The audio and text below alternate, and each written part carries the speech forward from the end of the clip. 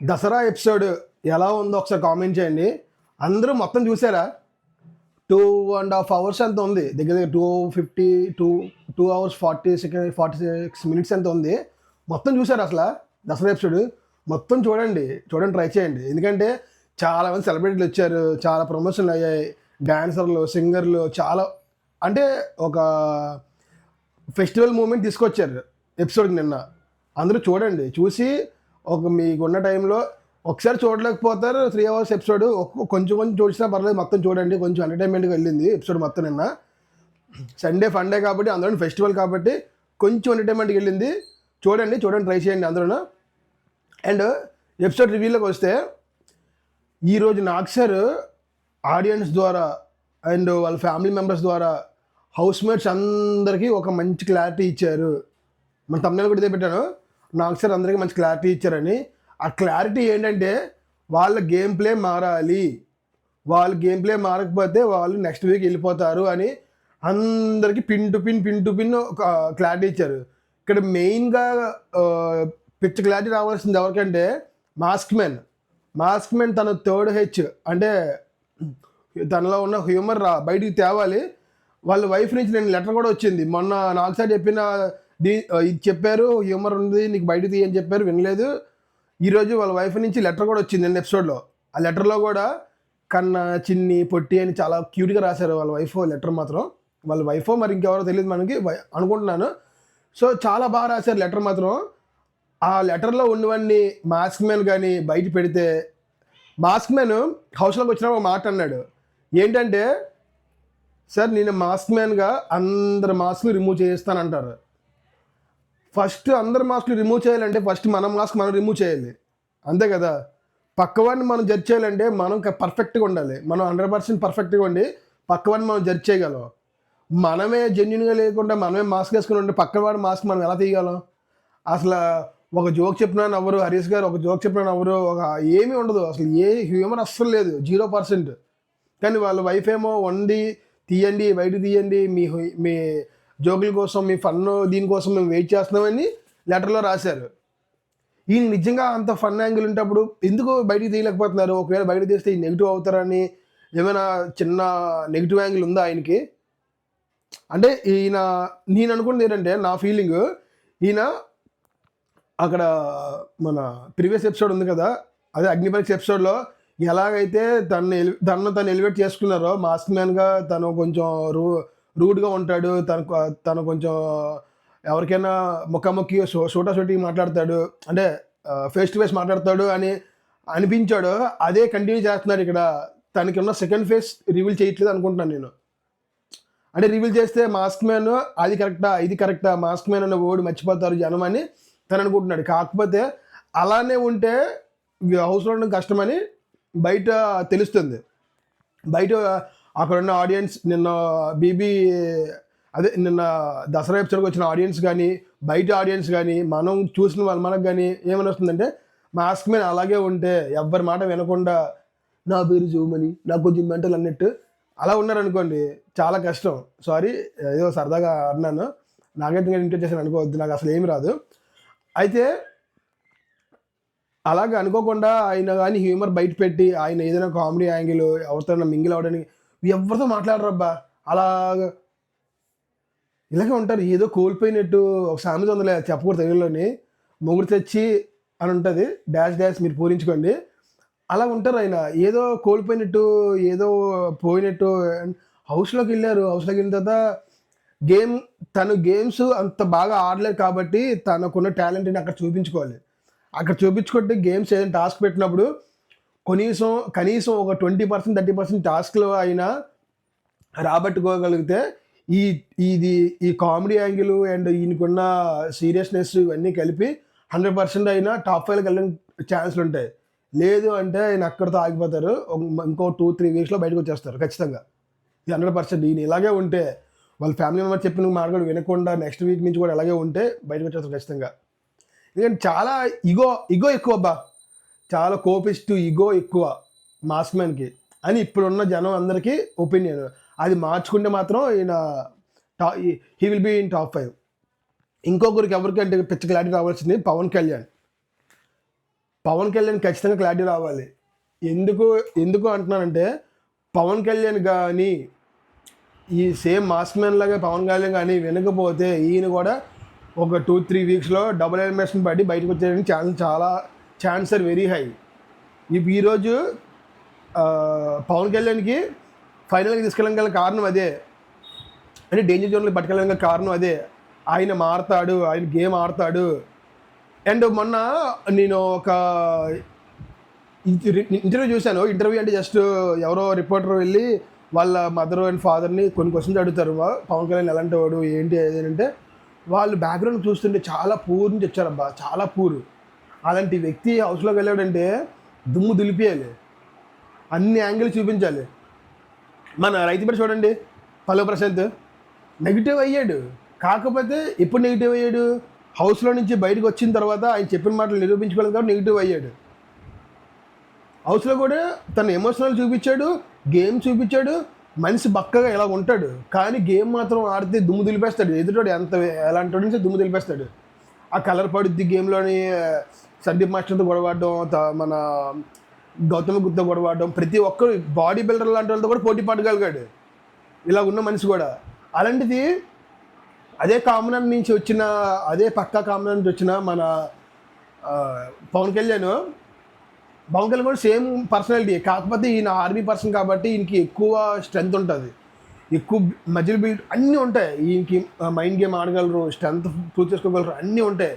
ఆ emotional angle ఏదైతే ఉందో అది కొంచెం తగ్గించి, ఆ పులిహోర పంచాయతీ కొంచెం తగ్గించి, ఈయన గేమ్స్ టాస్క్లు లేవు కాబట్టి ఈయన ఒక టాస్క్ ఏదైనా గేమ్ అంటే క్రియేట్ చేసుకొని, లేదంటే ఓన్లీ అమ్మాయిలతో కాకుండా అబ్బాయిలతో కూడా కొంచెం కలిసి, ఓనర్స్తో కూడా కొంచెం కలిసి మాట్లాడి వాళ్ళని కూడా కొంచెం క్లోజ్ చేసుకుంటే రేపు పొద్దున్న వీళ్ళు బయటికి వెళ్ళిన తర్వాత సపోర్ట్ చేయడానికి ఛాన్స్లు ఉంటాయి. నాకు అనిపిస్తుంది ఏంటంటే పవన్ కళ్యాణ్ ఓన్లీ కామ్నెస్తోనే ఉంటున్నాడు. సెలబ్రిటీస్ తప్పుతో పెద్దగా మాట్లాడట్లేదు. సెలబ్రిటీస్లో అంటే మన తనుజా గారితో మాట్లాడుతున్నారు. తనుజా గారు మరి ఆయనకున్న ఫీలింగ్ ఏంటో మనకు తెలియదు. తనుజా గారి మీద తమ్ముడు అనేసారు. మరి ఆయన అక్కగా ఫీల్ అవుతున్నారా లేకపోతే ఫ్రెండ్గా ఫీల్ అవుతుందో తెలియదు. తనుజా గారితో కొంచెం బెటర్గా మాట్లాడతారు. మిగతా ఎవరితో మాట్లాడడం కనబడలేదు నాకు పవన్ కళ్యాణ్ సెలబ్రిటీస్తో. సో ఇది మార్చుకోవాలి. అండ్ డేంజర్ జోన్లోకి వెళ్ళిన పవన్ కళ్యాణ్ నెక్స్ట్ రిటర్న్ వచ్చాడంటే ఖచ్చితంగా గేమ్ మారుతుంది ఈ వీక్ నుంచి అనుకుంటున్నాను నేను. ఈరోజు మండే కాబట్టి ఈ రోజు నుంచి గేమ్ మారుతుంది అని అనుకుంటున్నాను. ఆయన ఎమోషనల్ అవ్వడానికి కారణం అంటే ఆయన వెళ్ళిపోతాను అనుకున్నాడో లేకపోతే ప్రియా వెళ్ళిపోతుందని ఏడ్చాడో నాకు తెలియలేదు. ఖచ్చితంగా తను వెళ్ళిపోతానని తనకి 50% సెంటమ్స్ కొట్టుండొచ్చు, భయం వేసి ఉండొచ్చు. అక్కడ డేంజర్ జోన్లోకి వెళ్ళామంటే ఖచ్చితంగా మనకు నెగిటివ్ అవుతున్నామని అందరికీ అర్థమవుతుంది. అండ్ లెటర్స్ కూడా వచ్చాయి కొంతమందికి ఈరోజు. రీతు, మాస్క్ మ్యాన్, ఇంకా మన సంజన గారు, ఇలాగ 5 వరకు లెటర్స్ వచ్చాయి. వీళ్ళ 5గురికి కెప్టెన్సీ టాస్క్ అంటే అసలు కెప్టెన్సీ టాస్క్ ఈరోజు ఇవ్వడం కన్నా అక్కడ పెట్టిన టీము జస్ట్ ఏదో ఫన్నీగా పెట్టుంటే బాగుంది అనిపించింది నాకు. మీకు ఎలా అనిపిస్తుంది కామెంట్ చేయండి. కెప్టెన్సీ టాస్క్ అంటే మనం ఎలా ఊహిస్తాం, ఒక ఫైర్ ఉండాలి, అందరి మధ్యన ఒక పోటీ ఉండాలి, అప్పుడే కెప్టెన్ టాస్క్ మీద మంచి ఇంట్రెస్ట్ వస్తుంది. ఈరోజు పెట్టింది కూడా టాస్క్ మంచిదే. కాకపోతే లాస్ట్ ఎపిసోడ్లో మనం ఈ టాస్క్ని చూసాం. ఈ టాస్క్ని ఎలా పెట్టారంటే లాస్ట్ ఎపిసోడ్లో ఈ టాస్క్లు జస్ట్ ఫన్నీ మూమెంట్లో పెట్టారు. ఆ టాస్క్లు పెట్టి ఏదో ఒక వాళ్ళకి గిఫ్ట్ హ్యాంపర్ ఇవ్వడమో, లేకపోతే ఆ వారం రైస్, ఆ వారం రేషన్ ఇవ్వడమో ఇలా పెడతారు. కానీ ఈసారి ఎందుకని కెప్టెన్సీ టాస్క్ చాలా ఈజీగా పెట్టారు అనిపించింది నాకు. చాలా సింపుల్గా ఉంది అనిపించింది. అది కూడా వాళ్ళ 5 ఓకే అట్లీస్ట్ వాళ్ళ 5గురికే ఛాన్స్ ఇచ్చారు. వాళ్ళ 5గురికి నెక్స్ట్ వీక్ మండే ట్యూస్డేనే ఎప్పుడో టాస్క్ పెట్టుంటే మంచి టాస్క్ బాగుందేమో అనిపించింది నాకు. కెప్టెన్సీ టాస్క్ చాలా ఈజీగా అయిపోయింది అనిపించింది. నేను చెప్పింది కరెక్ట్గా కాదో కామెంట్ చేయండి. ఇక్కడ వరకు వచ్చిన వాళ్ళు కామెంట్ చేయండి. మన వీడియో ఎవరైతే ఇక్కడ వరకు చూస్తున్నారో, 9 minutes అయ్యింది, ఇక్కడ వరకు ఎవరు చూస్తున్నారో వాళ్ళు కామెంట్ చేయండి. భయ్యా మీరు చెప్పింది కరెక్టే భయ్యా, లేకపోతే మీరు చెప్పింది రాంగ్ భయ్యా, మీ రివ్యూ బాగాలేదు భయ్యా అని చెప్పేసి. ఇంక మీద కంటిన్యూ అయినా అవ్వకపోయినా అది మీ ఇష్టం. ఇక్కడ వరకు వస్తే మాత్రం ఖచ్చితంగా కామెంట్ చేయండి. నాకు అర్థమవుతుంది ఎంతమంది చూస్తున్నారు ఇక్కడ వరకు. మనకు వచ్చిన తక్కువ వ్యూస్లో అయినా సరే మీరు ఎంతవరకు సపోర్ట్ చేస్తున్నారో నాకు అర్థమవుతుంది. అండ్ ఈరోజు ఎపిసోడ్ మొత్తం కూడా ప్రతి గేమ్కి కూడా ఒక 5 వస్తువులు ఇచ్చారు. అది ఏంటంటారు వాటిని,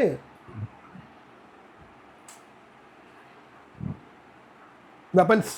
5 వెపన్స్ ఇచ్చారు. ఈ 5 వెపన్స్లో ఎక్కువ ఎవరు గెలుచుకుంటే ఆ టీం విన్నర్ అని చెప్పారు. ప్రతి రౌండ్లో గెలిచిన టీంకి లెటర్స్ వస్తున్నాయి, ఎవరికి ఇవ్వాలి ఏంటి అని చెప్పేసి. ఏమన్నా ఒక టీంకి ఏమో లీడరు, ఒక టీంకేమో మన మన వైల్డ్ కార్డ్ ఎంట్రీ వచ్చింది కదా అమ్మాయి, తన పేరేంటి, అబ్బా మర్చిపోయాను, వైల్డ్ కార్డ్ ఎంట్రీ పేరు చెప్తాను ఆన్ స్క్రీన్. దివ్యనికిత. ఈ దివ్యనికిత అని నాకు తన పేరు ఎందుకు రావట్లేదు అంటే, దివ్యనికిత అనే పేరు వినగానే తన పేరు దివ్య కన్నా స్వాతి అని నాకు ఎక్కువ వస్తుంది. ఎందుకంటే తన ఉన్న హైట్కి తనకి స్వాతి అనే పేరు నాకు వస్తుంది ఎందుకో. స్వాతి, శ్వేత ఇలాగ వస్తున్నాయి, దివ్యనికిత అని రావట్లేదు. ఎందుకని తెలియదు కానీ రావట్లేదు దివ్యనికిత అని, ఇలా వస్తున్నాయి. అంటే ఈరోజు ఎపిసోడ్లో నాగ్ సార్ టాస్క్లు పెట్టారు, సింగర్స్, డాన్సర్స్, ప్రమోషన్స్ అందరూ వచ్చారు. చాలా బాగా ఎంటర్టైన్మెంట్ ప్రోగ్రామ్ అనిపించింది నాకు. నేను ఎపిసోడ్ చూస్తుంటే 3 hours దగ్గర ఎంటర్టైన్మెంట్ ప్రోగ్రామ్ అనిపించింది. టీవీలో చూసిన వాళ్ళు ఎంతమంది ఉన్నారు, మొబైల్లో హాట్స్టార్, జియో హాట్స్టార్లో ఎంతమంది వస్తున్నారు అది కూడా కామెంట్ చేయండి. ఇక్కడ ఏంటంటే అండ్ ఇంకో విషయం ఏంటంటే, ప్రియా వెళ్ళిపోయినప్పుడు కూడా ప్రతి కంటెస్టెంట్ వెళ్ళిపోయినప్పుడు, ఈ సీజన్ కాదు లాస్ట్ సీజన్లో కూడా ఎవరైనా కంటెస్టెంట్ ఎలిమినేట్ అయ్యారంటే కంటెస్టెంట్కి ఒక బోర్డు ఇచ్చేసి ఏదో ఒక టాస్క్ పెట్టి హౌస్లో ఉన్న ప్రతి ఒక్కరి గురించి వాళ్ళ ఒపీనియన్ ఏంటి చెప్పాలి. అంటే టాప్ 5 లేకపోతే బాటమ్ 5 లేదా వరస్ట్ ప్లేయర్, బెస్ట్ ప్లేయర్ ఇలాంటివి ఏదో పెడతారు కదా. ఎందుకని పెట్టలేదు ఈరోజు? నేను ఎపిసోడ్లో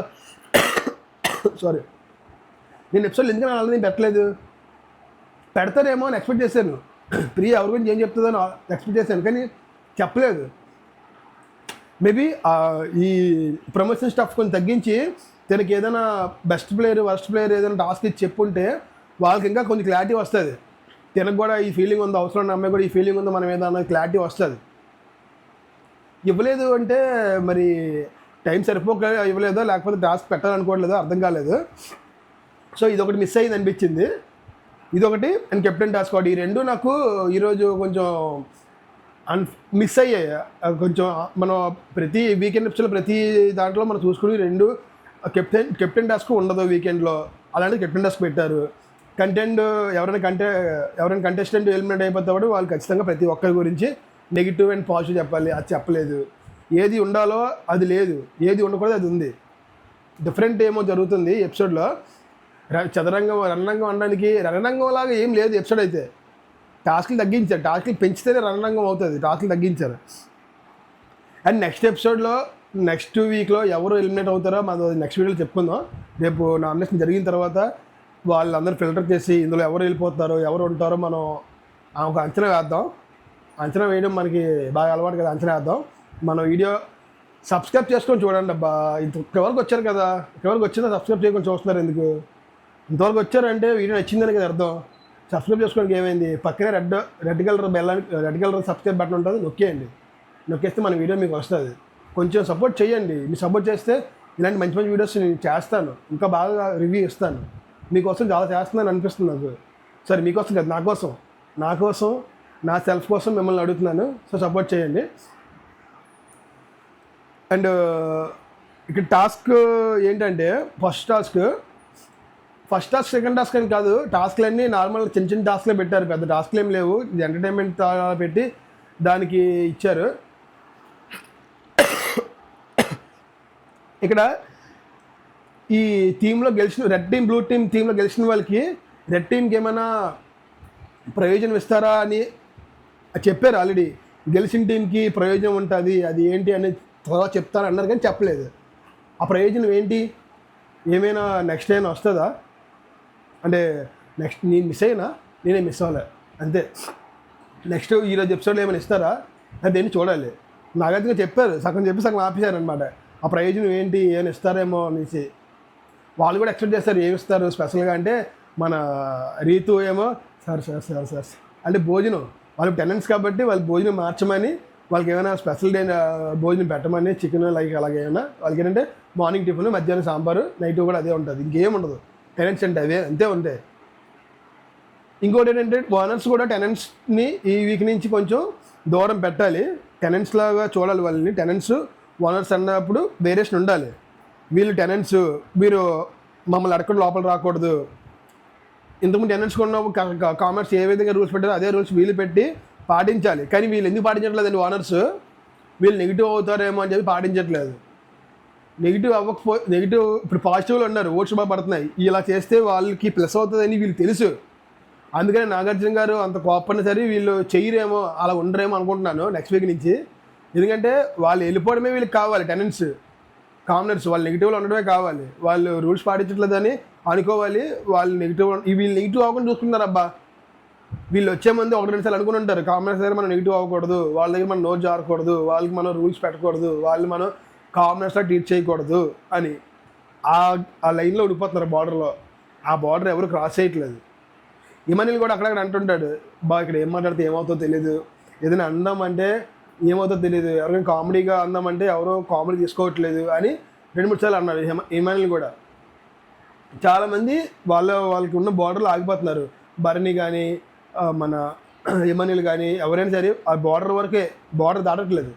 ఈ బార్డర్ ఎప్పుడు దాటుతారో తెలియదు. మరి ఈ బార్డర్ దాటాలంటే మిక్సింగ్ చేసి అప్పుడు టెనెంట్స్ ఓనర్స్ వేరు చేస్తే బార్డర్ దాటుతారేమో అనిపిస్తుంది నాకు, ఈ సెలబ్రిటీస్ కామెంట్స్ కాకుండా. చూద్దాం అసలు నెక్స్ట్ ఎపిసోడ్ ఎలా జరుగుతుందో ఏంటో. కొంచెం ఎక్స్పెక్ట్ చేస్తాను టాస్క్లు పెడతారేమో, ఎందుకంటే వీళ్ళు కామెంట్స్ కొంచెం హైప్ అవ్వాలంటే టాస్క్లు పెడతారేమో అని నేను అనుకుంటున్నాను. మీ ఎలా అనిపిస్తుంది కామెంట్ చేయండి. మాట కామెంట్ చేయి అంటున్నావు, నెక్స్ట్ స్టార్టింగ్లో ఏమో కామెంట్ చేయొద్దని అన్నానంటావు అనుకున్నారు కదా. కామెంట్ చేయండి అన్న మాట అలవాటు అయిపోయింది. సో అందుకనే అంటున్నాను, మీరు అది పట్టించుకోవద్దు, మీ పని మీదే, నా పని అదే, ఓకేనా. ఇంకా చెప్పాలంటే వీడియోలో సోది అంటే ఈ ప్రమోషన్స్ అవి ఇవి బతుకమ్మ టాస్క్ పెట్టారు, అవి అన్నీ ఉన్నాయి చెప్పడానికి. కానీ అదంతా చేసి అంత పొడుగు వస్తుంది. ఎందుకు అంత పొడుగు? అవసరమైన టాపిక్ మాట్లాడుకుని బెటర్ కదా. ఇంకెంత అవసరమైన టాపిక్స్ ఏమన్నా చూద్దాం ఉండండి. ఆ రీతి గురించి చెప్పాము. అవసరమైన టాపిక్స్ ఇంకేమైనా ఉన్నాయా? నాకైతే ఇంతవరకు అవసరమైన టాపిక్స్ ఇవే అనుకుంటున్నాను. మీకు ఇంకేమైనా మిస్ అయిన అనిపిస్తే కామెంట్ చేయండి. మళ్ళీ కామెంట్ చేయండి అంటున్నాను. అవసరమైన టాపిక్స్ ఉంటే దాన్ని కామెంట్ చేయండి చాలు. దాని గురించి రేపు మాట్లాడదాం.